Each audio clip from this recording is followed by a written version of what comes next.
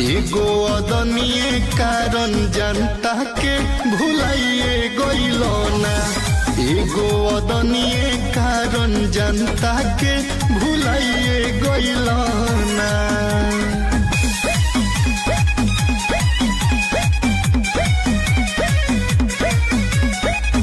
जब जब फेंकू तोहर चुनौआ आवेला, खाली भाषण सुनावेला।